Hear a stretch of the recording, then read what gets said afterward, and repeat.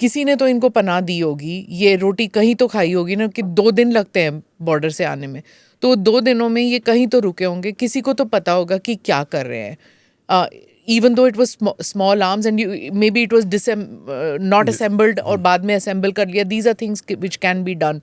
अलग अलग बैग में रख दिया and things like that can be done. But कहीं तो रुके हैं ये आने से पहले, कुछ तो ग्राउंड सपोर्ट मिला है कहीं तो.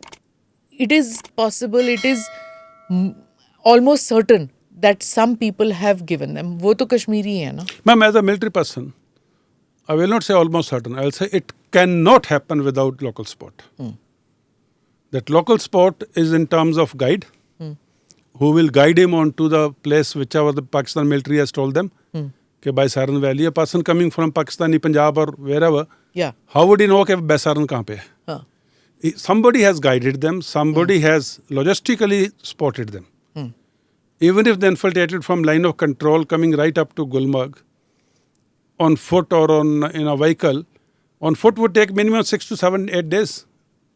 Somewhere they would have spent the night. Somewhere they would have taken food from terrorist sympathizers, overground workers, the guides who knew exactly, and then escape. This cannot happen without somebody from the local area. You would think what, 5 people, 10 people, 50 people, approximately कितने लोग compromised हैं इसमें? It's difficult to give numbers. It's difficult to give numbers. But one thing I can tell you, today the common Kashmiri, the silent majority, they are not interested in this. क्योंकि उनके घर में रोटी पक रही है, उनके घर में जहाँ पहले माँ बच्चे को बोलती थी जहाँ पत्थर फेंक किया 500 रुपये लेके आ, तो रात का खाना पकता था. अभी मैम वही बच्चा बाहर जाता है, किसी ढाबे पे काम करता है, जहाँ अगर पढ़ा लिखा है तो कोई नौकरी करता है, जहाँ गाइड का काम करता है, जैसे हमने बोला पहले, कोई भी काम करता है वो शाम को 1500-2000 रुपये लेके आता है. खास करके टूरिस्ट सीजन में अगर वो टूरिस्ट को 2 बार पोनी में ऊपर नीचे भी ले गया है तो उसके 2000 रुपये बन गए. और इज्जत की नौकरी है, कल को शादी करेगा, बच्चों के साथ रहेगा, परिवार के साथ रहेगा. No, why would that child or that youngster do something illegal and earn only 500 and now he is earning 2000 with legal thing? But this is a question we've asked in the 90s, we've asked after that also. जब भी terrorism वहाँ पे होता था यही सोचते कि why would you do this? Why would you do? But one had thought, at least after the abrogation, one had thought that normalcy is returned. I guess वहीं पे लापरवाही हुई है. मैम किसी भी काउंटर टेररिस्ट जो चलता है phase, it may go on for any number of years.